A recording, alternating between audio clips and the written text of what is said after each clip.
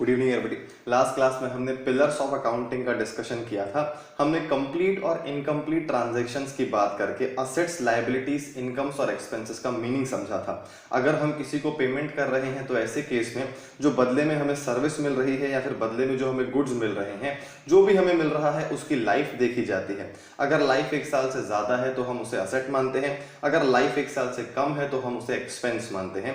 ऐसा हमने complete transactions के लिए बात की थी। और फिर इनफ्लोस के लिए भी मैंने बोला था कि अगर पैसे हमें लौटाने पड़ेंगे तो हम उसे लायबिलिटी मानेंगे, और पैसे अगर हमने अर्न किए हैं तो फिर हम उसे अपनी इनकम मानेंगे। इनकम्प्लीट ट्रांजैक्शंस में राइट टू रिसीव अगर है तो ऐसे केस में राइट टू रिसीव को असेट क्लासिफाई किया जाएगा, और ड्यूटीज टू पे जो होती हैं उसे हम लायबिलिटीज में क्लासिफाई करते हैं। अब ये बात तो हमारी हो गई है। अब एक बहुत इंपॉर्टेंट असेट है जिसके बारे में हम आज वाली क्लास से शुरुआत करते हैं, उसके बाद फिर हम बात करेंगे डेबिट क्रेडिट की। तो सबसे पहले उस असेट की बात कर लेते हैं। देखिए, जब हमने कंप्लीट ट्रांजैक्शंस की बात की तो कंप्लीट ट्रांजैक्शंस में हमने इस तरह से समझा कि जो मीडियम ऑफ एक्सचेंज है वो तो मनी ही है, मतलब पैसा इन्वॉल्व है, जिसको हम अकाउंट्स में कैश बोलते हैं। तो अगर हमारे पास कैश ही पड़ा हुआ है, cash itself is an asset, ये बात आपको समझ में आनी चाहिए। ये एक ऐसा असेट है जो आप जितने साल चाहें उतने साल तक अपने पास रख सकते हैं। और अगर ये कैश असेट आपको नहीं समझ में आएगा तो फिर ट्रांजैक्शंस आप अच्छे से नहीं समझ पाएंगे। उस दिन तो हमने ये समझ लिया था कि हम अगर कैश का पेमेंट करके कोई आइटम खरीदते हैं, उस आइटम की लाइफ 1 साल से ज्यादा है तो हम उसे असेट बोलेंगे। जैसे हमने बिल्डिंग खरीदी तो बिल्डिंग हमारे लिए असेट है। अगर हमने मोबाइल फोन परचेज किया, मोबाइल फोन हमारे लिए असेट है। फर्नीचर खरीदा, फर्नीचर हमारे लिए असेट है। लेकिन जो मीडियम ऑफ एक्सचेंज है जिसके थ्रू हम पेमेंट कर रहे हैं, कैश, क्या कैश भी हमारे लिए असेट है क्या? The answer is yes, cash itself हमारे लिए असेट है। अब वो असेट हम जब उनको पे कर रहे हैं तो बदले में हमें वो दूसरा असेट दे रहे हैं। मेरे ख्याल से ये बात आपको क्लियर हो रही होगी। लेन देन जिसको हम बोलते हैं, ट्रांजैक्शन जिसको हम बोलते हैं, अब हम उसके रियल मीनिंग पे आते हैं। अब मेरी बात को बहुत प्रॉपरली समझने की कोशिश कीजिएगा। हमने अभी तक ये समझा है कि ट्रांजैक्शंस जो होते हैं उसमें 2 पार्टीज इन्वॉल्व होती हैं। अब ये तो हो गई एक बात। अब अकाउंटिंग पॉइंट ऑफ व्यू से, क्योंकि हमें तो अपनी बुक्स ऑफ अकाउंट्स में रिकॉर्डिंग करनी है। याद कीजिए, अकाउंटिंग का जो बेसिक ऑब्जेक्टिव था वो था प्रॉफिट का कैलकुलेशन, और प्रॉफिट के कैलकुलेशन के लिए हमने फाइनेंशियल ट्रांजैक्शन का मीनिंग समझा था। अब फाइनेंशियल ट्रांजैक्शंस का मीनिंग इसलिए समझा क्योंकि हमें आगे जाके उन्हें अपने बुक्स ऑफ अकाउंट्स में रिकॉर्ड करना है। तो ठीक है, मीनिंग समझ में आ गया है। ये बात भी समझ में आ गई थी कि ट्रांजैक्शंस के लिए 2 पार्टीज का होना जरूरी है एक ट्रांजैक्शन के लिए। अब एक चीज समझिए, अकाउंटिंग पॉइंट ऑफ व्यू से एक ट्रांजैक्शन के हमेशा 2 एस्पेक्ट होते हैं। एक ट्रांजैक्शन के 2 एस्पेक्ट होते हैं, मतलब मैं इस तरह से बोल सकता हूं कि जैसे एक कॉइन होता है, उसके 2 पहलू होते हैं सिक्के के, एक को हम हेड्स बोलते हैं, दूसरे को टेल्स बोलते हैं।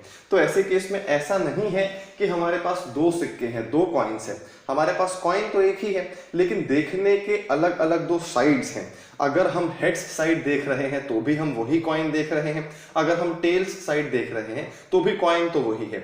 मतलब ये कि अब हमको ट्रांजैक्शन को 2 अलग अलग एंगल से देखना पड़ेगा। हमने जो असेट्स, लायबिलिटीज, इनकम्स और एक्सपेंसेस का मीनिंग डिस्कस किया था वो हमने ट्रांजैक्शन को केवल एक एंगल से देखा कि हमारे पास आ क्या रहा है। अब हमें ट्रांजैक्शन को दोनों एंगल से देखना पड़ेगा, क्योंकि जो ट्रांजैक्शन होते हैं उनके दोनों एंगल्स को ही डेबिट और क्रेडिट बोला जाता है। तो ऐसे केस में डेबिट क्रेडिट में एंट्री से पहले ट्रांजैक्शन के ये दोनों एस्पेक्ट हमको समझ में आने चाहिए। इनफैक्ट दोनों एस्पेक्ट हमको दिखने चाहिए। मतलब ये है कि अब ट्रांजैक्शन जब हम कोई भी देखेंगे यहाँ पे तो हम उसको 2 तरीके से देखने की कोशिश करेंगे, और दोनों तरीके आपको समझ में आने चाहिए। अगर किसी ट्रांजैक्शन में आपको दोनों एस्पेक्ट्स नहीं दिख रहे हैं, केवल हेड्स दिख रहा है या फिर केवल टेल्स दिख रहा है, मतलब अभी आपको अकाउंटिंग प्रॉपरली नहीं आ रही है। इसीलिए अब इस कंसेप्ट को ध्यान से समझने की कोशिश करिएगा, क्योंकि इसी तरह से हम धीरे धीरे न्यूमेरिकल्स में एंट्री करेंगे और लॉजिक आपको हमेशा सेम ही लगाना पड़ेगा। इनफैक्ट क्लास 11th में नहीं, क्लास 12th में भी आपको ये 2 एस्पेक्ट वाली बात काम आएगी, क्योंकि जो हमारा पहला चैप्टर है जिसमें हम एंट्री कर चुके हैं, जर्नल एंट्रीज 11th में तो काम आती ही है। 12th में भी काम आती हैं। किसी से भी आप पूछेंगे कि अकाउंटिंग का सबसे इंपॉर्टेंट पार्ट क्या है, तो वो बोलेगा जर्नल एंट्रीज, क्योंकि जिसने जर्नल एंट्रीज फ्रेम करना सीख लिया, जर्नल एंट्रीज बनाना सीख लिया, डेबिट क्रेडिट की जिसको समझ आ गई, फिर उसके लिए अकाउंटिंग बिल्कुल भी डिफिकल्ट नहीं है। इसीलिए यहाँ पे आपको थोड़ी प्रॉब्लम जरूर होगी, लेकिन ये वाली प्रॉब्लम अगर आप फेस कर लेते हैं, आपको अच्छे से चीजें बनने लग जाती हैं, तो आपके बहुत सारे चैप्टर्स बहुत सिंपल लगने लग जाएंगे आपको अकाउंट्स में। तो हम 2 एस्पेक्ट्स की बात करते हैं, हमें 2 एस्पेक्ट ढूंढने हैं अकाउंटिंग में कैसे भी करके। अब देखिए, 2 एस्पेक्ट समझने से पहले हमने कैश का असेट होना समझ लिया, ये पहली बात हमको समझ में आ गई। अब हम 2 एंगल्स की बात करें एक ट्रांजैक्शन के, उससे पहले हम एक और बात समझ लेते हैं। हमने लास्ट क्लास में असेट्स का, लायबिलिटीज का, एक्सपेंसेस का और इनकम्स का मीनिंग तो डिस्कस कर लिया था, लेकिन हमने इस तरह की बातें नहीं की थी कि अगर असेट्स हैं तो असेट्स इंक्रीज भी हो सकते हैं, डिक्रीज भी हो सकते हैं। लायबिलिटीज जो हैं, लायबिलिटीज इंक्रीज भी हो सकती हैं, डिक्रीज भी हो सकती हैं। एक्सपेंसेस के साथ भी सेम फंडा है, एक्सपेंसेस बढ़ भी सकते हैं, कम भी हो सकते हैं। इनकम्स के साथ भी सेम है, इनकम्स भी इंक्रीज भी हो सकती हैं और डिक्रीज भी हो सकती हैं। कुल मिला के जो 4 हमने पिलर्स पढ़े थे अकाउंटिंग के, उन 4 पिलर्स में से 8 ऑप्शंस निकल के आ रहे हैं। 8 ऑप्शंस में क्यों बोल रहा हूं, अब इस बात को ध्यान से समझिएगा। हमें हर ट्रांजैक्शन के 2 एंगल्स ढूंढने हैं, जिसमें से एक एंगल तो हमको बहुत इजीली मिल जाएगा, जो दूसरा एंगल है उसके लिए हमारे पास ये 8 ऑप्शंस अवेलेबल हैं। मतलब कहने का ये है, देखिए सपोज मैंने आपको बोला कि हमने बिल्डिंग खरीदी, बिल्डिंग खरीदी तो हमने लास्ट क्लास में डिस्कस कर लिया है ऑलरेडी, असेट है बिल्डिंग हमारे लिए। तो बिल्डिंग हमारे लिए असेट है, ये ट्रांजैक्शन का एक एंगल है। इस ट्रांजैक्शन में दूसरा एंगल भी है, और वो दूसरा एंगल ढूंढने के लिए आपके पास 8 ऑप्शंस अवेलेबल हैं। 8 भी नहीं, इनफैक्ट अब आपके पास 7 ऑप्शंस अवेलेबल हैं। क्योंकि देखिए, बिल्डिंग हमने खरीदी तो बिल्डिंग अपने आप में एक असेट है, और वो असेट हमारे पास आया, असेट इंक्रीज हुआ। तो असेट इंक्रीज हुआ, ये ऑप्शन अब खत्म हो गया। अब बचे असेट डिक्रीज हुआ, एक्सपेंस इंक्रीज हुआ, एक्सपेंस डिक्रीज हुआ, लायबिलिटी इंक्रीज हुई, लायबिलिटी डिक्रीज हुई, इनकम इंक्रीज हुई, इनकम डिक्रीज हुई। 7 ऑप्शंस अब हमारे पास अवेलेबल हैं। अब हमें यह सोचना है कि बिल्डिंग इंक्रीज होने के साथ और क्या हुआ है, दूसरा एंगल क्या है इसका। तो अब देखिए, सिंपल सा ट्रांजैक्शन है, बिल्डिंग परचेज्ड सपोज ट्रांजैक्शन है, और हर ट्रांजैक्शन के लिए हमारे पास 8 ऑप्शन होते हैं। इन 8 में से ही 2 एंगल हमको ढूंढने होते हैं, जिसमें से पहला एंगल तो बहुत इजीली समझ में आ जाता है कि बिल्डिंग परचेज की है तो बिल्डिंग एक असेट है और वो असेट इंक्रीज हो गया। मेरे ख्याल से ये तो आपको समझ में आ ही गया होगा। अब दूसरा एंगल सोचने की कोशिश करते हैं कि हमारे पास बिल्डिंग आई, हमने बिल्डिंग खरीदी तो बिल्डिंग बढ़ गई, ये तो क्लियर है, लेकिन हमने क्या किया उनके लिए, हमने उन्हें पैसे दिए, हमने उन्हें कैश में पेमेंट किया। तो क्या अपने आप में कैश भी एक असेट है क्या? अभी अभी हमने बात की थी कि जो मीडियम ऑफ एक्सचेंज है कैश, वो भी एक असेट है। तो क्या हमारा कैश पेमेंट करना, इसकी वजह से हमारा कैश बैलेंस कम हो जाएगा क्या? बिल्कुल कम हो जाएगा। तो क्या हम ऐसा बोल सकते हैं कि अगर बिल्डिंग नाम का असेट इंक्रीज हो गया है तो कैश नाम का असेट डिक्रीज हो गया होगा? तो मतलब ये है कि असेट डिक्रीज भी हुआ है, लेकिन जो असेट इंक्रीज हुआ है उसका नाम है बिल्डिंग, और जो असेट डिक्रीज हुआ है उसका नाम है कैश। ये पहला एंगल है, ये दूसरा एंगल है। हर ट्रांजैक्शन में आपको 2 एंगल मिलेंगे ही मिलेंगे, और वो दोनों एंगल्स के लिए आपके पास हमेशा ये 8 ऑप्शंस रहेंगे। इन 8 में से आपको कोई 2 ऑप्शन दिखेंगे और वही दोनों एंगल्स होंगे। लेकिन हाँ, मैंने बोला ना, ट्रांजैक्शन बिल्कुल सिंपल होगा तो दोनों एंगल्स समझना बहुत आसान है। जैसे जैसे ट्रांजैक्शन कॉम्प्लिकेटेड होता जाएगा ये बातें आपको डिफिकल्ट लगने लग जाएंगी। बहुत सारे स्टूडेंट्स को तो जो मैंने ये बात बताई है, ये असेट्स इंक्रीज डिक्रीज वाली, लायबिलिटीज इंक्रीज डिक्रीज वाली, और ये जो 2 एंगल्स हमने ढूंढे हैं, यहीं से उनको प्रॉब्लम होना चालू हो गई होगी। और ऐसा होता भी है, जब तक हमको खुद से ये सारी चीजें क्लियर नहीं होती हैं कि असेट इंक्रीज हुआ कि डिक्रीज, लायबिलिटी इंक्रीज हुई कि डिक्रीज, जब तक हम ये खुद से नहीं करने लग जाएंगे हमको दिक्कत होगी ही होगी। लेकिन ध्यान रखिएगा, यहाँ जब हम अकाउंट सीख रहे हैं तो ये एक ही पॉइंट है जहां पे आपको सबसे ज्यादा दिक्कत होगी। क्योंकि देखिए, एक चीज समझने की कोशिश कीजिए, जब हमने इंग्लिश बोलना सीखा या फिर जब हमने हिंदी बोलना सीखा तो डायरेक्ट नहीं सीख लिया था। पहले हमने इंग्लिश के रूल्स सीखे थे, फिर धीरे धीरे करके हमने लैंग्वेज सीखी। तो वैसे ही अकाउंटिंग भी एक लैंग्वेज है जिसमें डेबिट और क्रेडिट का मतलब हमको समझना है, डेबिट और क्रेडिट को यूज करते हमें आना चाहिए। उसी लैंग्वेज को सीखने के लिए हम बेसिक्स पढ़ रहे हैं, और ऐसे केस में आपको लैंग्वेज सीखने में टाइम तो लगेगा ही लगेगा। ऐसा नहीं है कि ये सब्जेक्ट हमने पहले से पढ़ा हुआ है, रूटीन सब्जेक्ट है हमारा, तो हमको सारी चीजें बहुत इजीली समझ में आनी चाहिए। लेकिन हाँ, मैं ये जरूर बोल सकता हूं कि आज अगर आपको डेबिट क्रेडिट का मतलब धीरे धीरे समझ में आने लग जाता है, ये जो 8 ऑप्शंस मैंने आपको दिए हैं ये समझ में आने लग जाते हैं, तो ऐसे केस में कहीं ना कहीं आप लैंग्वेज धीरे धीरे सीखना शुरू कर चुके हैं। और अगर आपकी लैंग्वेज पे कमांड अच्छी हो गई तो क्लास 12th में आपको कोई दिक्कत नहीं आएगी। क्लास 12th में आप ये बोल सकते हैं कि देखो, ये सारी चीजें तो हमको बनती ही हैं, थोड़े बहुत लॉजिक्स और हैं जो क्लियर होते चले जाएंगे, तो क्लास 12th में भी हमको सारी चीजें इजीली बनने लग जाएंगी। मतलब ये है कि लैंग्वेज जब तक आप नहीं सीखेंगे, ये डेबिट क्रेडिट जो मैं बताऊंगा वो नहीं सीखेंगे, तो आपको अकाउंट्स में कुछ भी समझ में नहीं आएगा और आपको अकाउंट्स जो है वो इंटरेस्टिंग सब्जेक्ट लगेगा भी नहीं। ये 2 एस्पेक्ट समझ में आना बहुत जरूरी है, क्योंकि देखिए, डेबिट क्रेडिट निकल यहीं से रहा है। इन्हीं 2 एस्पेक्ट्स को डेबिट क्रेडिट बोला जाता है। लेकिन किसको डेबिट और किसको क्रेडिट और क्यों, ये सारी बातें हम बाद में करेंगे। पहले हमको अलग अलग ट्रांजैक्शंस में 2 एस्पेक्ट्स दिखना तो चालू हो जाए। फिलहाल तो हमने एक सिंपल से ट्रांजैक्शंस में 2 एस्पेक्ट देख लिए। अब स्टूडेंट्स को यह भी लगता है कि सर यहां पे तो दोनों में असेट ही है, तो देखिए दोनों में असेट है, लेकिन एक असेट इंक्रीज हो रहा है, एक असेट डिक्रीज हो रहा है। हमारे पास 8 ऑप्शंस हैं, हमें उन 8 ऑप्शंस में से ही 2 चूज करने हैं। लेकिन हाँ, दोनों बार असेट इंक्रीज हो ऐसा नहीं हो सकता है, दोनों बार असेट डिक्रीज हो, मतलब दोनों एंगल्स में असेट डिक्रीज हो रहा हो, ऐसा भी नहीं हो सकता है। हमें जो 2 ऑप्शन चूज करने हैं उसमें असेट इंक्रीज और असेट डिक्रीज बिल्कुल हो सकता है, एक्सपेंस इंक्रीज हो असेट डिक्रीज हो ऐसा भी हो सकता है, लायबिलिटी इंक्रीज हो असेट डिक्रीज हो ऐसा भी हो सकता है। कुल मिला के यहाँ पे 8 जो ऑप्शंस हैं उनमें से कोई भी 2 ऑप्शंस लग सकते हैं। अब देखिए, हाँ, इनको और डिटेल में डिस्कस करेंगे। पहले एक और एग्जांपल लेते हैं। सपोज लिखा हुआ है salary paid to employ, salary paid to employ, ये एक और ट्रांजैक्शन हमने लिया।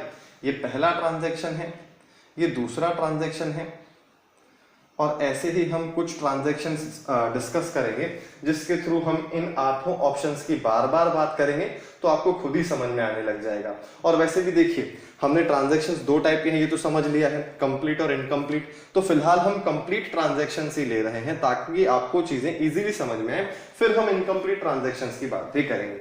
अब देखिए, सैलरी पेड टू एम्प्लॉय जैसे ही हमने लिखा यहाँ पे, पहले ये समझिए कि सैलरी जो है वो अपने आप में एक्सपेंस है, इसकी बात हम कर चुके हैं। जब भी हम पेमेंट करते हैं तो बदले में हमें क्या मिला हम उसको देखते हैं। तो पिछले एग्जांपल में बदले में हमको बिल्डिंग मिली थी, बिल्डिंग की लाइफ 1 साल से ज्यादा होती है, वो असेट है। लेकिन जैसे ही हमने सैलरी का पेमेंट किया तो बदले में हमें एम्प्लॉय की सर्विसेज मिली। अब सर्विसेज तो इमीडिएटली कंज्यूम हो जाती हैं, तो ऐसे केस में 1 साल वाला फंडा तो लगेगा नहीं। मतलब कि सैलरी का पेमेंट करना अपने आप में खर्चा तो है, लेकिन ये तो एक एस्पेक्ट हुआ। देखिए, एक्सपेंस बढ़ गया हमारा, उस एक्सपेंस का नाम है सैलरी। सैलरी नाम का खर्चा हमारा इंक्रीज हुआ। अब दूसरा एस्पेक्ट हमको ढूंढना है कि और इसके अलावा क्या हुआ।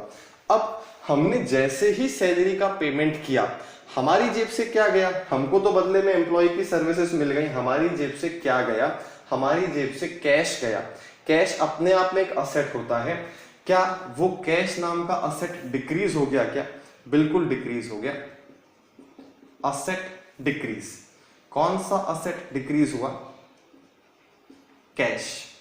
अब समझिए, लास्ट क्लास तक हमने क्या समझा था? लास्ट क्लास में हमने सिर्फ ये देखा था कि अगर हम पेमेंट कर रहे हैं तो सिर्फ ये चेक करो कि बदले में जो मिल रहा है वो असेट है कि एक्सपेंस। हमको एक और बात समझ में आनी चाहिए इन दोनों ट्रांजैक्शंस को देख के कि जब भी कैश का आउटफ्लो होता है हमारा एक असेट तो बाहर जाता ही जाता है और उसका नाम है कैश। अब चाहे वो कैश एक्सपेंसेस में कन्वर्ट हो जाए या फिर वो कैश किसी दूसरे असेट में कन्वर्ट हो जाए, जब पहला हमने पेमेंट किया तो हमारा कैश रिड्यूस हो गया, हमारा एक असेट तो डिक्रीज हुआ ही लेकिन वो कन्वर्ट हो गया एक दूसरे असेट में। दूसरे एग्जांपल में ये हुआ कि कैश नाम का असेट तो डिक्रीज हुआ ही क्योंकि पेमेंट तो हम कर ही रहे हैं, कैश बैलेंस तो हमारा कम होगा ही होगा, लेकिन वो कैश कन्वर्ट हो गया एक एक्सपेंस में, हमारा खर्चा बढ़ गया।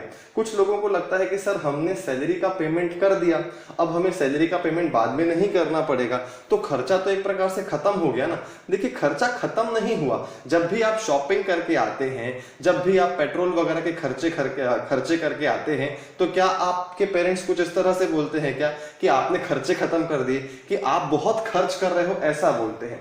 मतलब ये है कि जब आप इन चीजों का पेमेंट करते जा रहे हैं आपके एक्सपेंसेस बढ़ते जा रहे हैं। आप किराया देंगे, आप रेंट का पेमेंट करेंगे, आपका एक्सपेंस और बढ़ जाएगा। आप टेलीफोन इलेक्ट्रिसिटी बिल के पेमेंट करते चले जाएंगे, आपके एक्सपेंसेस और बढ़ते जाएंगे और आपके एक्सपेंसेस बढ़ते जाएंगे तो कहीं ना कहीं लास्ट में जब आप प्रॉफिट कैलकुलेट करने जाएंगे तो आपका प्रॉफिट जो है वो कम होता जाएगा। ये सारी बातें धीरे धीरे समझ में आएंगी, लेकिन फिलहाल मैंने जो दो एग्जांपल्स दिए हैं आपको, वो दोनों एग्जांपल्स में एक कॉमन आइटम है, वो है कैश डिक्रीज हो रहा है। कैश डिक्रीज हो रहा है क्योंकि दोनों में ही आउटफ्लो था। लास्ट क्लास में हमने जब कंप्लीट ट्रांजैक्शंस की बात की थी तो आउटफ्लो से ही शुरुआत की थी ना, कि आउटफ्लो में दो पॉसिबिलिटीज होती हैं। तो आउटफ्लो में दो पॉसिबिलिटीज तो हैं, लेकिन उनके साथ साथ एक और चीज हो रही है कि आउटफ्लो हो रहा है तो कैश तो कम हो ही रहा है, मतलब एक असेट तो हमारा जा ही रहा है। अब वो असेट या तो किसी दूसरे असेट में कन्वर्ट हो रहा है या फिर वो असेट जो है किसी एक्सपेंस में कन्वर्ट हो रहा है। तो ये आउटफ्लो के दो एग्जांपल्स जो हमने लास्ट क्लास में देखे थे, हमने उनके दोनों एंगल्स भी समझ लिए। मेरे ख्याल से ये दोनों ट्रांजैक्शंस आपको समझ में आ गए होंगे। ये देखिए यहाँ पे जो रूल लगा एक्सपेंस इंक्रीज हुआ, ये यहाँ का रूल है, और दूसरा जो रूल लगा असेट डिक्रीज होना, ये यहाँ का रूल है। एक एक्सपेंस बढ़ा और एक असेट डिक्रीज हुआ। पिछला जो एग्जांपल था फर्स्ट एग्जांपल, उसमें दोनों असेट्स के रूल्स लगे थे, लेकिन कुल मिला के आप एक चीज देख रहे होंगे कि अगर एक असेट बढ़ रहा है तो दूसरा असेट कम हो रहा है। ये बात आपको एटलीस्ट समझ में आ रही होगी। या फिर अगर एक्सपेंस बढ़ रहा है तो असेट कम हो रहा है। तो सर क्या आप ऐसा बोलना चाहते हैं क्या कि एक चीज इंक्रीज होगी तो दूसरी चीज डिक्रीज ही होगी? इसको मैं और प्रॉपरली एक्सप्लेन करूंगा, पर पहले कुछ एग्जांपल्स हम और समझ लेते हैं और देख लेते हैं, ताकि कुछ ट्रांजैक्शंस देख लें तो ये increase decrease expenses assets liabilities incomes वाली बात जो है वो थोड़ी और क्लियर हो जाए, फिर हम और आगे की बातें करेंगे। इस डिस्कशन को पहले नोट कर लीजिए, फिर आगे समझते हैं। अब देखिए आगे के एग्जांपल्स डिस्कस करें उससे पहले वापस मैं यहाँ पे 8 रूल्स लिख देता हूँ। असेट का बढ़ना, असेट का कम होना, एक्सपेंसेस का बढ़ना, एक्सपेंसेस का कम होना, लायबिलिटीज का बढ़ना, लायबिलिटीज का कम होना, और इनकम्स का बढ़ना, इनकम्स का कम होना। ये 8 अलग अलग ऑप्शंस है हमारे पास, जिसमें से 2 हमारे काम के होते हैं हर ट्रांजैक्शन में। अब देखिए सपोज तीसरा ट्रांजैक्शन लिखा हुआ है rent received in cash. Rent received in cash, हमें किराया मिला है और कैश में मिला है। तो ऐसे केस में हमारे पास पैसे आए हैं, पैसे का इनफ्लो हुआ है। सोचने वाली बात यह है कि क्या ये पैसे हमें किसी को लौटाने पड़ेंगे क्या? The answer is no. तो हमने जब भी इनफ्लो की बात की थी तो अगर हमारे पास कमाए हुए पैसे आ रहे हैं तो हम उसे इनकम बोलते हैं। तो ये चीज तो समझ में आ रही है कि यहाँ पे किराए की इनकम हमको हुई है। दूसरा एस्पेक्ट हमको यहाँ पे क्या दिख रहा है? पहला एस्पेक्ट तो दिख गया, हमारी इनकम बढ़ गई, इनकम इंक्रीज हो गई क्योंकि हमने किराया कमाया है तभी हमको पैसे मिले हैं। अब जो दूसरा एस्पेक्ट है वो समझने की कोशिश कीजिएगा, वो ट्रिकी है। जब हम दोनों एस्पेक्ट समझ लेते हैं तो और ज्यादा कंफ्यूजन होने लगता है। जब तक एक ही पता होता है तब तक अच्छा लगता है। अब दूसरा एस्पेक्ट देखिए क्या है यहाँ पे, कि हमको जो रेंट मिला है, ये रेंट तो अपने आप में इनकम है, ये चीज तो क्लियर है कि इसको हमने अर्न किया है, लेकिन जिस मोड में मिला है वो है कैश। कैश के फॉर्म में ही पैसा आया है, और जैसे ही कैश हमारे पास आया तो हमारी संपत्ति जो है वो बढ़ गई। अभी जो 2 एग्जांपल्स हमने देखे थे उसमें हमने पेमेंट किया था, पहले वाले में भी और दूसरे वाले में भी। पहले में पेमेंट किया तो बिल्डिंग मिली बदले में, दूसरे में पेमेंट किया सैलरी का। तो ऐसे केस में दोनों में एक चीज कॉमन थी कि हमारा कैश जा रहा था, कैश जा रहा था तो असेट कम हो रहा था। यहाँ पे कैश आ रहा है, कैश आ रहा है तो असेट बढ़ रहा है। और जो असेट बढ़ रहा है वो क्यों बढ़ रहा है? क्योंकि हमारी किराए की इनकम हो रही है। मतलब एक तो इनकम इंक्रीज हो गई और दूसरा असेट भी इंक्रीज हो गया। अब दो अलग अलग कंफ्यूजन हमारे दिमाग में हो सकते हैं। पहला कंफ्यूजन, सर हमें किराया मिला है कि कैश मिला है? हमको ये नहीं समझ में आ रहा है कि आखिर हमें किराया मिला कि कैश मिला। तो समझिए, आपको जो एक्चुअली रिसीव हुआ है वो है कैश, लेकिन वो कैश क्यों रिसीव हुआ? क्योंकि आपने अर्निंग की है, इनकम अर्न की है, और उस इनकम का नाम है रेंट। जब भी आपको पैसे मिलेंगे तो वो किसी न किसी वजह से मिलेंगे, किसी न किसी रीजन से मिलेंगे। वो रीजन इनकम भी हो सकता है, वो रीजन कोई लायबिलिटी भी हो सकती है। तो ऐसे केस में यहाँ पे रीजन है इनकम, और उस इनकम का नाम जरूर रेंट है, लेकिन जो हमें मिल रहा है वो तो कैश ही है। तो पहला डाउट तो यही आता है हमारे दिमाग में। दूसरा डाउट क्या आ सकता है, वो ज्यादा इंपॉर्टेंट डाउट है कि सर अभी अभी आपने बोला कि एक चीज इंक्रीज होगी, एक चीज डिक्रीज होगी, फिर अब आप बोल रहे हो असेट भी इंक्रीज हो गया, इनकम भी इंक्रीज हो गई। तो देखिए, मैंने कभी नहीं बोला अभी तक कि एक आइटम इंक्रीज होगा तो दूसरा डिक्रीज ही होगा, या फिर पहला अगर डिक्रीज हो रहा है तो दूसरा इंक्रीज होगा। ऐसा मैंने नहीं बोला है, ऐसा बिल्कुल मत सोचिएगा। 2 आइटम्स इंक्रीज एक साथ हो सकते हैं, 2 आइटम्स एक साथ डिक्रीज भी हो सकते हैं। तो जो हमारे पास 8 ऑप्शंस अवेलेबल थे, अब हम उन ऑप्शंस को और डिटेल में समझते हैं। देखिए, कुल मिला के हमने आउटफ्लो और इनफ्लो से कहानी की शुरुआत की थी। तो जो आउटफ्लो वाला ग्रुप था, ये एसेट्स और एक्सपेंसेस वाला ग्रुप, इसको हम डेबिट ग्रुप बोल सकते हैं। जो लायबिलिटीज और इनकम वाला ग्रुप है, ये अपने आप में एक ग्रुप है जिसको हम इनफ्लो वाला ग्रुप बोल रहे थे। हमने इनफ्लोज में से ही ये 2 आइटम्स निकाले थे, तो हम इसको क्रेडिट ग्रुप बोल सकते हैं। डेबिट ग्रुप और ये हो गया क्रेडिट ग्रुप। अब डेबिट ग्रुप और क्रेडिट ग्रुप से कोई फर्क नहीं पड़ेगा, क्योंकि फिलहाल आपको डेबिट क्रेडिट का मतलब नहीं पता है।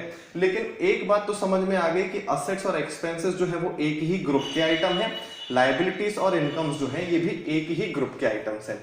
तो ऐसे केस में जब हम इन चारों की बात करते हैं, तो अगर एक आइटम इंक्रीज होगा तो दूसरा पक्का डिक्रीज होगा। अगर दोनों एंगल्स जो हैं वो एक ही ग्रुप के हैं तो फिर एक इंक्रीज होगा तो दूसरा डिक्रीज होगा। लेकिन अगर दोनों अलग अलग ग्रुप के हैं, मतलब एक आइटम ऐसा है, जैसे यहां पे देखिए रेंट रिसीव्ड इन कैश लिखा हुआ है। अब रेंट जो है वो इनकम है, इनकम जो है वो इस ग्रुप का आइटम है, और असेट है दूसरा एस्पेक्ट। असेट जो है वो पहले ग्रुप का आइटम है। दोनों अलग अलग ग्रुप के हैं तो दोनों का डायरेक्शन हमेशा सेम होगा। मतलब असेट बढ़ेगा तो इनकम भी बढ़ेगी, और अगर दोनों एक ही ग्रुप के होंगे तो दोनों का डायरेक्शन हमेशा ऑपोजिट होगा। ये बात आपको धीरे धीरे समझ में आएगी कि अगर दोनों एक ग्रुप के हैं तो हमेशा डायरेक्शन ऑपोजिट होगा, अगर दोनों अलग अलग ग्रुप के हैं तो डायरेक्शन हमेशा सेम होगा। मतलब ऐसा कभी नहीं हो सकता कि असेट बढ़े और इनकम कम हो जाए, क्योंकि ये इस ग्रुप का है, अलग ग्रुप का, ग्रुप फर्स्ट का, और ये इनकम जो है वो सेकंड ग्रुप की है।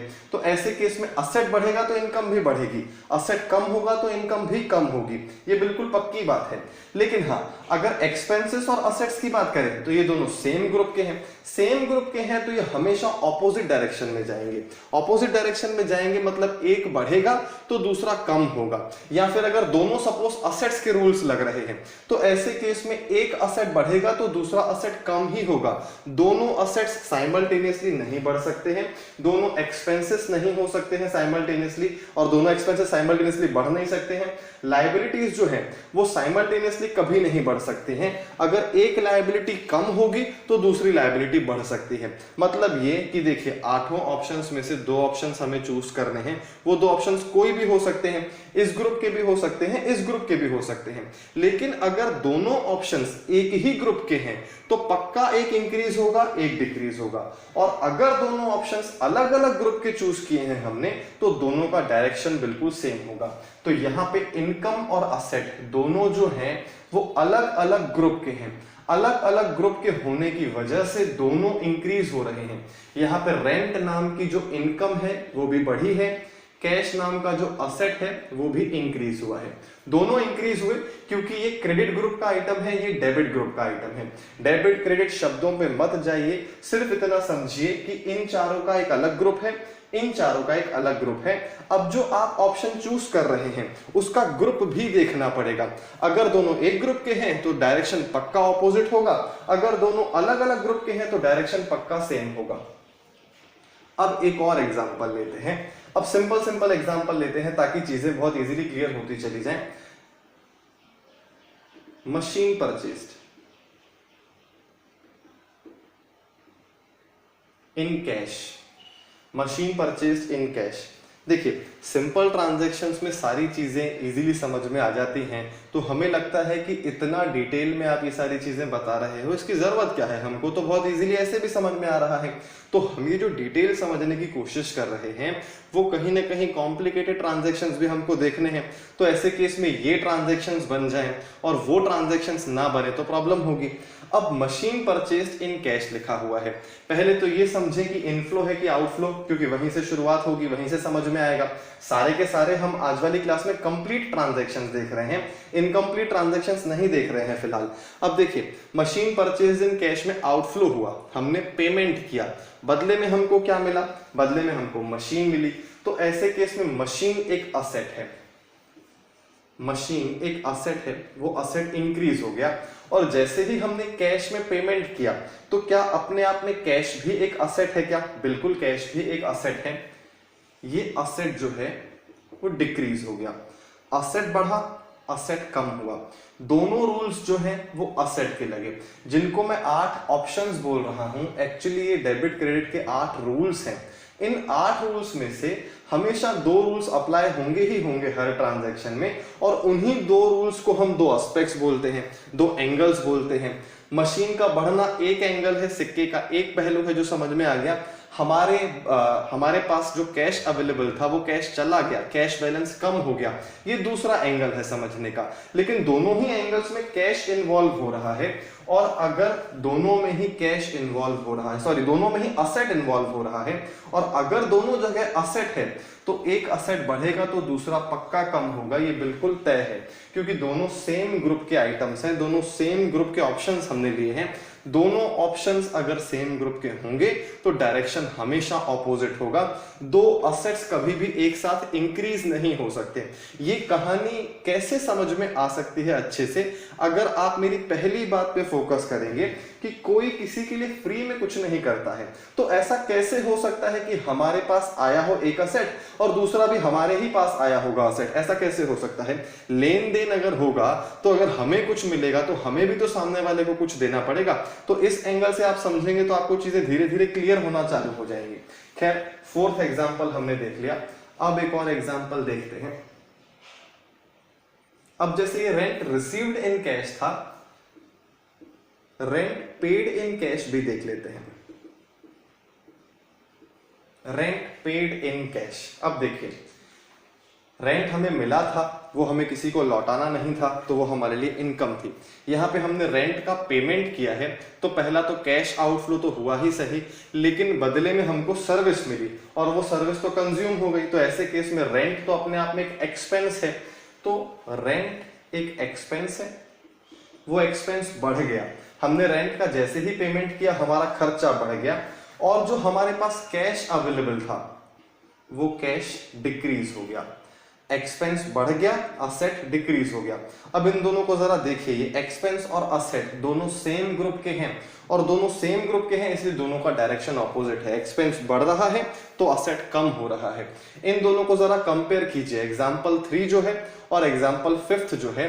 एग्जाम्पल 3 में दोनों अलग अलग ग्रुप के थे, एग्जाम्पल 5th में रेंट का पेमेंट हुआ है, ट्रांजैक्शन जस्ट ऑपोजिट हुआ है। पहले हमें किराया मिला था, अब हमने किराए का पेमेंट किया है, लेकिन ट्रांजैक्शन ऑपोजिट होने की वजह से जो यहाँ पे हमने रूल्स लगाए हैं वो रूल्स दोनों एक ही ग्रुप के लग रहे हैं, और एक ग्रुप के लग रहे हैं इसीलिए दोनों का डायरेक्शन जो है वो ऑपोजिट है।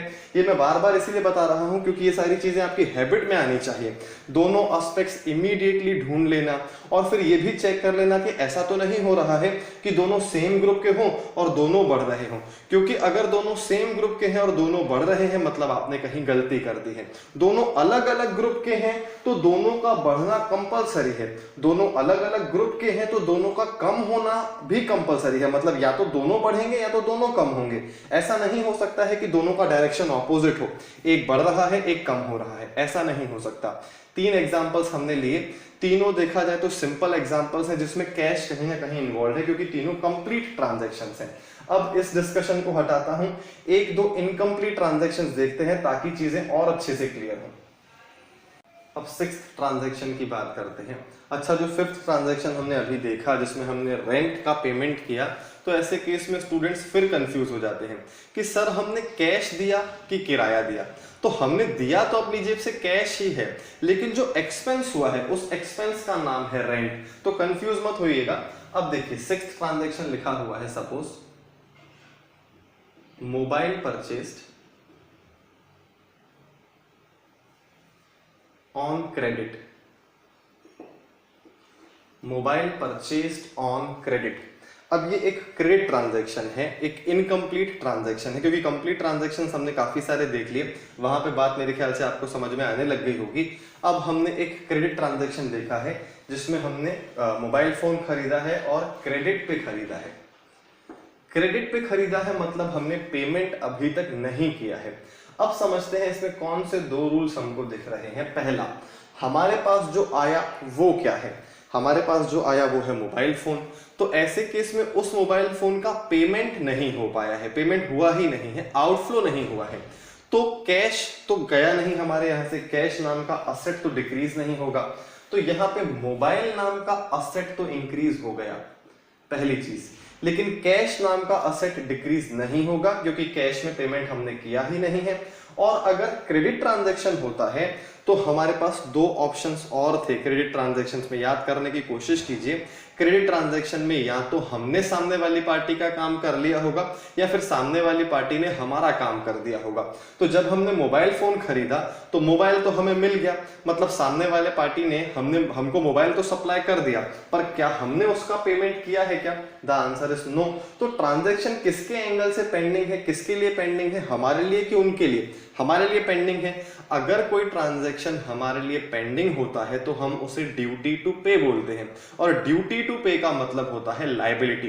ये लास्ट क्लास में हम डिस्कस कर चुके हैं। मतलब जैसे ही हमने मोबाइल फोन खरीदा और उसको क्रेडिट में खरीदा, टाइमली पेमेंट नहीं किया, तो ये हमारे लिए एक लायबिलिटी जनरेट हो गई, लायबिलिटी बढ़ गई, कर्जा बढ़ गया। आप सोच के देखिए, अगर आपने मोबाइल फोन खरीदा है तो कभी ना कभी तो पेमेंट देना पड़ेगा, तो ये आपके लिए कर्जा हुआ ना, तो ऐसे केस में उसी को हम लायबिलिटी बोल रहे हैं। कर्जा बढ़ गया, लायबिलिटी इंक्रीज हो गई।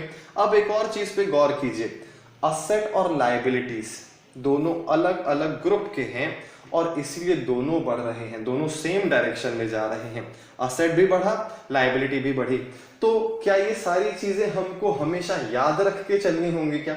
बिल्कुल याद रख के नहीं चलनी होंगी।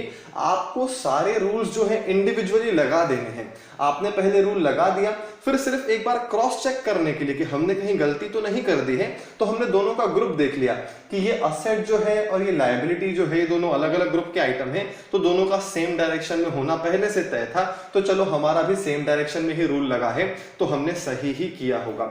ऐसा नहीं है कि याद करके रूल्स लगाने हैं। रूल्स तो इमीडिएटली अगर लॉजिक क्लियर है तो आपके दिमाग में आ जाएंगे, लेकिन उनको क्रॉस चेक करने के तरीके बता रहा हूं। ये जो मैंने आपको बात बताई कि दोनों ये 4 आइटम एक ग्रुप के हैं, ये 4 दूसरे ग्रुप के हैं, ये कहीं ना कहीं चीजें आपको क्रॉस चेक करने में काम आएंगी। रूल तो आपको इंडिविजुअली ही लगाना है। अब 6th ट्रांजैक्शन हो गया। 7th ट्रांजैक्शन की बात करते हैं। Building sold on credit.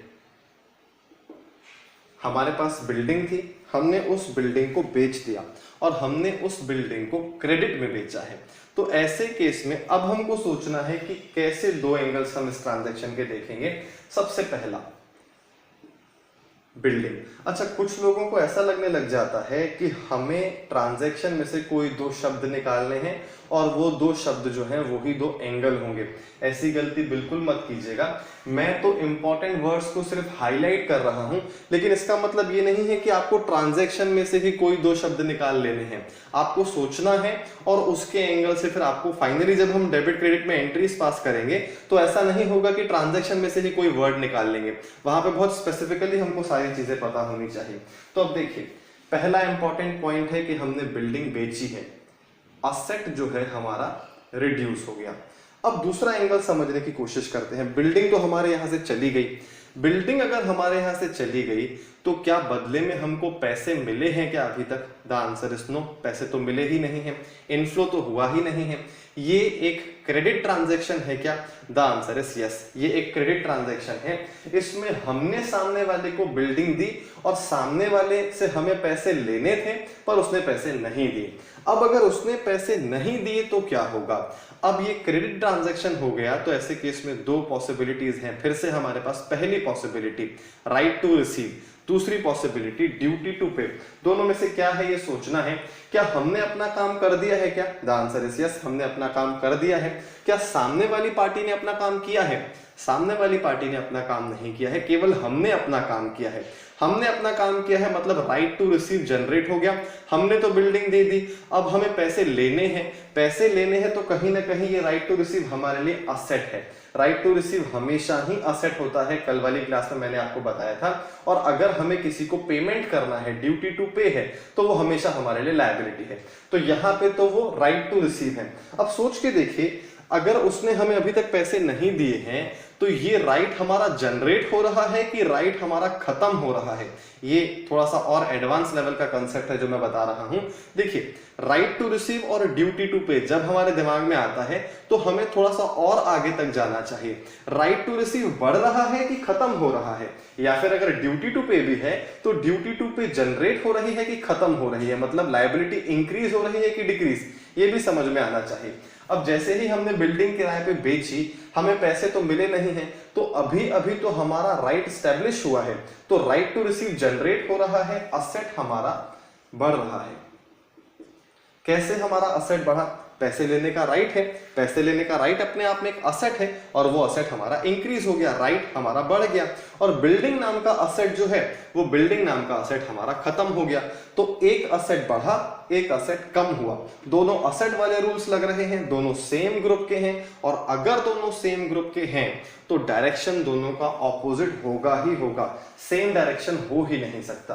तो मेरे ख्याल से ये क्रेडिट ट्रांजैक्शंस जो हैं ये भी आपको धीरे धीरे समझ में आ रहे होंगे कि अगर हमने किसी से क्रेडिट में कुछ खरीदा है तो लायबिलिटी जनरेट होती है, अगर हमने किसी को क्रेडिट में कुछ बेचा है तो राइट टू रिसीव होगा तो असेट जनरेट होगा।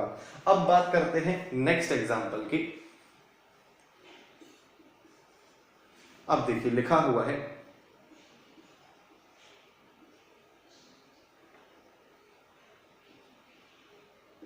Car purchased in exchange of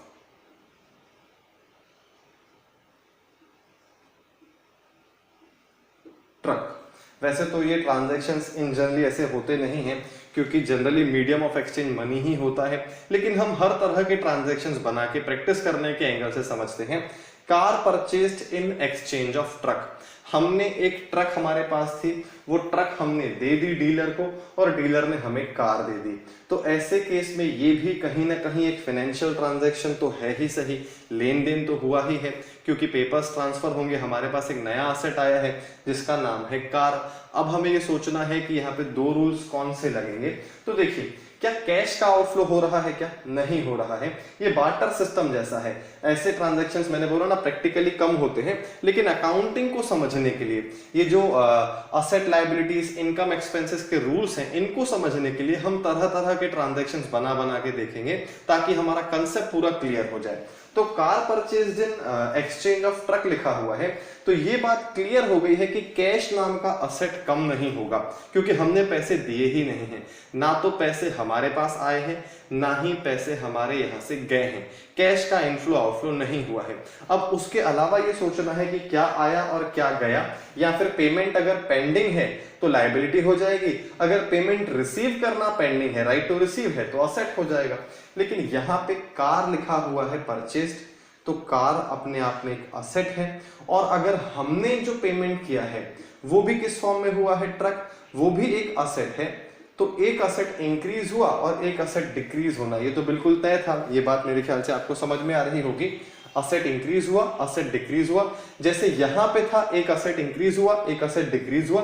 दोनों ट्रांजैक्शन में फर्क क्या है, हमने एक आइटम बेचा है और दूसरा आइटम खरीदा है। इस ट्रांजैक्शन में यहां पे हमने एक आइटम बेचा था और पैसे मिलने वाले थे, पैसे मिलने बाकी थे, राइट टू रिसीव था। ये असेट जो है ये राइट टू रिसीव वाला असेट है, और ये जो ट्रक असेट है, ये ट्रक इसीलिए असेट है क्योंकि इसकी लाइफ 1 साल से ज्यादा थी। वो असेट हमारे यहां से चला गया, कार नाम का असेट हमारे यहाँ पे आ गया। अब हमें फ्यूचर में तो कोई पेमेंट रिसीव नहीं करना है, ना ही फ्यूचर में कोई पेमेंट हमें उसे देना है, ना ही उससे कोई पेमेंट हमें लेना है। तो ना ही कोई राइट टू रिसीव है, ना ही कोई ड्यूटी टू पे है, क्योंकि ये कोई क्रेडिट ट्रांजैक्शन नहीं है। ये एक कंप्लीट ट्रांजैक्शन है क्योंकि दोनों पार्टीज ने अपना अपना काम कर दिया है। कार हमको मिलनी चाहिए थी, ट्रक उनको मिलनी चाहिए थी, उन्होंने अपना काम किया, हमने अपना काम किया। तो ऐसे केस में कुछ भी पेंडिंग कहाँ है, कोई पेंडिंग नहीं है अगर, तो फिर ना तो राइट टू रिसीव है, ना ही ड्यूटी टू पे है। तो ऐसे केस में हमको जो दो रूल्स दिखने चाहिए, कंप्लीट ट्रांजैक्शन के एंगल से सोचना पड़ेगा। एक असेट हमारा बढ़ा, दूसरा असेट हमारा कम हो गया। और अगर हम क्रॉस चेक करने जाएं तो दोनों सेम ग्रुप के आइटम है, इसीलिए एक इंक्रीज हो रहा है, एक डिक्रीज हो रहा है। तो मेरे ख्याल से ये 3 एग्जांपल्स आपको समझ में आ गए होंगे। इस डिस्कशन को हटाता हूं और आगे की बात अपन करते हैं। चलिए अब बात करते हैं 9th ट्रांजैक्शन की। 9th ट्रांजैक्शन में लिखा हुआ है electricity bill paid in cash. ये भी एक ट्रांजैक्शन है, इलेक्ट्रिसिटी बिल का हमने कैश में पेमेंट किया है। तो सिंपल है, कंप्लीट ट्रांजैक्शन है, कुछ भी पेंडिंग नहीं है। इलेक्ट्रिसिटी बिल का पेमेंट किया तो किसको किया होगा, हमने इलेक्ट्रिसिटी कंपनी को किया होगा, एमपीईबी जैसे मध्य प्रदेश में है। तो ऐसे केस में एमपीईबी ने बदले में हमारे लिए क्या किया, हमको इलेक्ट्रिसिटी सप्लाई की, हमने इलेक्ट्रिसिटी कंज्यूम की है, उसके बाद ही बिल जनरेट हुआ है, ऐसा ही होता है। तो ऐसे केस में सर्विसेज तो हमने कंज्यूम कर ली, इलेक्ट्रिसिटी कंपनी का काम खत्म हुआ, और हमने जैसे ही कैश का पेमेंट किया हमारा काम भी खत्म हुआ, तो कंप्लीट ट्रांजैक्शन हुआ। अब कंप्लीट ट्रांजैक्शन है तो ऐसे केस में इनफ्लो हुआ है कि आउटफ्लो हुआ है, आउटफ्लो हुआ है। आउटफ्लो में 2 पॉसिबिलिटीज होती हैं, या तो एक्सपेंस हो जाएगा या तो असेट बन जाएगा। क्या ये जो कैश हमने पे किया है बदले में हमें कोई असेट मिला है क्या, द आंसर इज नो। लेकिन कैश जो हमने पे किया है क्या वो अपने आप में एक असेट है क्या, द आंसर इज यस। पहली चीज, ये जो इलेक्ट्रिसिटी बिल का पेमेंट है ये अपने आप में एक एक्सपेंस है, और जैसे ही इलेक्ट्रिसिटी बिल का पेमेंट करेंगे हमारा एक्सपेंस बढ़ जाएगा। ये पहला आइटम हो गया, पहला रूल हो गया, ट्रांजैक्शन को देखने का पहला एंगल हो गया। अब जो ये कैश है ये अपने आप में एक असेट है, और ये असेट डिक्रीज हो गया क्योंकि कैश का आउटफ्लो हुआ। जितने भी कंप्लीट ट्रांजैक्शंस हम देखते जा रहे हैं उनमें अगर कैश इन्वॉल्व है तो एक तो आइटम कैश ही हो जाता है, कैश आया, कैश बढ़ा तो असेट इंक्रीज होगा, कैश कम हुआ तो असेट डिक्रीज होगा, और इस तरह से हम हर ट्रांजैक्शंस को समझते जा रहे हैं। अब अगर एक्सपेंसेस और असेट्स दोनों सेम ग्रुप के हैं तो दोनों का डायरेक्शन फिर से ऑपोजिट है, एक्सपेंस बढ़ रहा है तो असेट कम हो रहा है। ये हर ट्रांजैक्शन में आपको दिखेगा ही दिखेगा। तो मेरे ख्याल से ये ट्रांजैक्शन 9th भी आपको क्लियर हो गया होगा। अब 10th ट्रांजैक्शन देखते हैं। 10th ट्रांजैक्शन में लिखा हुआ है car purchased by taking loan. Car purchased by taking loan, हमने कार खरीदी है और लोन लेके कार खरीदी है। अब इस ट्रांजैक्शन में हमको 2 एस्पेक्ट्स देखने हैं, 2 एंगल्स देखने हैं। तो सोचने की कोशिश कीजिए, क्या ये एक कैश ट्रांजैक्शन है क्या, द आंसर इज नो। क्योंकि हमने कार तो खरीद ली है लेकिन बदले में लोन का पेमेंट तो करना बाकी है। तो देखा जाए तो हमारी तरफ से एक पेमेंट जो है वो पेंडिंग हो गया है, हमारे ऊपर कर्जा है, और अगर कर्जा है तो उसको हम लायबिलिटी की तरह ट्रीट करेंगे, लायबिलिटी हमारी बढ़ गई। लोन जो है वो एक लायबिलिटी है, लायबिलिटी इंक्रीज हो गई, और हमें मिला क्या, हमें कार मिली। कार अपने आप में एक असेट है और असेट इंक्रीज हो रहा है। तो देखिए, अगर हम कोई असेट उधार लेके खरीदते हैं या फिर उधार में खरीदते हैं तो ऐसे केस में भी लायबिलिटी जनरेट होती है, और अगर लोन लेके असेट खरीदेंगे तो लोन लेने की वजह से भी लायबिलिटी जनरेट हो जाएगी। तो मीनिंग तो कहीं ना कहीं दोनों का सेम ही है। आप उधार में असेट खरीदो या लोन लेके असेट खरीदो, बाद में आपको पेमेंट तो करना ही पड़ेगा, लायबिलिटी तो जनरेट हो ही गई। तो मेरे ख्याल से ये एग्जांपल भी आपको समझ में आ रहा होगा। असेट जो है वो पहले ग्रुप का आइटम है, लायबिलिटी जो है वो दूसरे ग्रुप की है, सेकंड ग्रुप की। दोनों का डायरेक्शन देखिए बिल्कुल सेम है, दोनों का डायरेक्शन सेम है क्योंकि दोनों ऑपोजिट ग्रुप्स के हैं। तो ये ट्रांजैक्शन 10th भी आपको समझ में आ रहा होगा। यहाँ पे कैश का कोई रोल ही नहीं था, हमारी जेब से कोई पेमेंट गया ही नहीं है, ना पैसे आए हैं ना पैसे गए हैं, तो इसलिए कैश इन्वॉल्व नहीं है। ये ट्रांजैक्शन नंबर 10th हो गया। अब 11th ट्रांजैक्शन की बात करते हैं। 11th ट्रांजैक्शन में सपोज लिखा हुआ है bank loan repaid in cash, bank loan repaid in cash. मैंने आपको एक बात बताई थी कि जब भी कोई ऐसा ट्रांजैक्शन होता है जिसकी वजह से हमारी लायबिलिटी बढ़ जाती है या फिर हमें किसी से बाद में पैसे लेने का राइट जनरेट हो जाता है, तो ऐसे केस में इनकम्प्लीट ट्रांजैक्शंस हो जाते हैं और बाद में फिर उन्हें कंप्लीट करना पड़ता है। तो अब यहाँ पे लिखा हुआ है bank loan repaid in cash. हमने कभी ना कभी पहले बैंक से लोन लिया होगा और उस लोन का आज हम रीपेमेंट कर रहे हैं। तो ऐसे केस में सेटलमेंट हो रहा है, ट्रांजैक्शन अब कंप्लीट हो रहा है, तो यहाँ पे लोन नाम की लायबिलिटी जो है वो खत्म हो जाएगी, क्योंकि हम लोन ले नहीं रहे हैं, हम लोन चुका रहे हैं। जो पिछला एग्जाम्पल था वहां पे लिखा हुआ था हमने कार खरीदी है, लोन लेके कार खरीदी है, तो लोन अपने आप में एक लायबिलिटी है। हाँ, यहाँ पे जो एग्जाम्पल हमने लिया है 11th, इसमें लिखा हुआ है हम लोन चुका रहे हैं। लोन चुका रहे हैं तो लायबिलिटी जो है वो खत्म हो रही है। अब लोन लायबिलिटी तो खत्म होगी ही होगी लोन नाम की, लेकिन कैश नाम का असेट भी चला गया हमारे यहां से, क्योंकि हमने बदले में उन्हें कैश दिया, लायबिलिटी को सेटल करने के लिए कैश का पेमेंट करना पड़ा। तो कैश नाम का असेट चला गया, आउटफ्लो हो गया हमारा। तो कुल मिला के एक लायबिलिटी तो कम हो गई, लेकिन एक असेट भी हमारा कम हो गया। लायबिलिटी इस ग्रुप की है, असेट इस ग्रुप का है, दोनों अलग अलग ग्रुप के हैं, दोनों साथ साथ बढ़ते हैं, दोनों साथ साथ कम भी होते हैं। ये मेरे ख्याल से आपको बात समझ में आनी चाहिए। हाँ, अगर लायबिलिटी के साथ दूसरा आइटम जो होता वो सेकेंड ग्रुप का ही होता तो डायरेक्शन पक्का ऑपोजिट होता, लेकिन एक सेकेंड ग्रुप का आइटम एक फर्स्ट ग्रुप का आइटम, तो दोनों का डायरेक्शन सेम होना ही था। मेरे ख्याल से बैंक लोन रीपेड वाला केस भी आपको समझ में आ गया होगा। जब हमने बैंक लोन लिया होगा तब हमारी लायबिलिटी बढ़ गई होगी। अब लास्ट क्लास याद करने की कोशिश कीजिए, जब हम कंप्लीट ट्रांजैक्शंस की बात कर रहे थे तब हमने इनफ्लोस और आउटफ्लोस की बात की थी। तब मैंने आपको एक बात बताई थी कि इनफ्लोस में हम लायबिलिटीज और इनकम्स देख सकते हैं, जिसमें से लायबिलिटी में हमने केवल एक ही एग्जांपल लिखा था, लोन। और मैंने आपको वहां भी समझाने की कोशिश की थी कि लायबिलिटी का मतलब ही है कि हमारे ऊपर कर्जा है जिसका फ्यूचर में हम पेमेंट करेंगे। तो लायबिलिटीज जो होती हैं वो इन जनरल इनकम्प्लीट ट्रांजैक्शंस में ही होती हैं। तो वहां पे हमने लोन लिख जरूर दिया था, लेकिन एक प्रकार से अगर हम लोन भी ले रहे हैं तो उस लोन का हमें रीपेमेंट तो करना ही पड़ेगा आगे जाके। तो लोन लेना भी अपने आप में एक इनकम्प्लीट ट्रांजैक्शन ही है, जिसको हम बाद में पे करेंगे, चुकाएंगे और पेमेंट करेंगे। पहले हमारे पास कैश आएगा, लायबिलिटी बढ़ जाएगी, फिर हम कैश का पेमेंट करेंगे और लायबिलिटी कम हो जाएगी। ये चीज मैं इसीलिए बता रहा हूं क्योंकि वहां पे हमने लोन को कंप्लीट ट्रांजैक्शन में लिखा था, वो कहीं ना कहीं चारों आइटम समझ में आ जाए आपको, इनकम समझ में आ जाए, लायबिलिटी समझ में आ जाए, असेट समझ में आ जाए, एक्सपेंस समझ में आ जाए, ये चारों बातें आपको प्रॉपरली समझ में आ जाए, इसीलिए मैंने वहां पे लोन लिख दिया था। इसके अलावा कोई आइटम हमने वहां नहीं लिया था। लेकिन कहीं ना कहीं अगर बात होगी लायबिलिटी की, तो लायबिलिटी हमेशा इनकम्प्लीट ट्रांजैक्शन से ही निकलेगी। ट्रांजैक्शन इनकम्प्लीट होता है तभी लायबिलिटी का इंडिकेशन होता है या फिर राइट टू रिसीव का इंडिकेशन होता है। अगर ट्रांजैक्शन कंप्लीट हो जाएगा तो ऐसे केस में लायबिलिटी कैसे हो सकती है। खैर चलिए, ये 11th एग्जाम्पल भी आपको क्लियर हो गया होगा।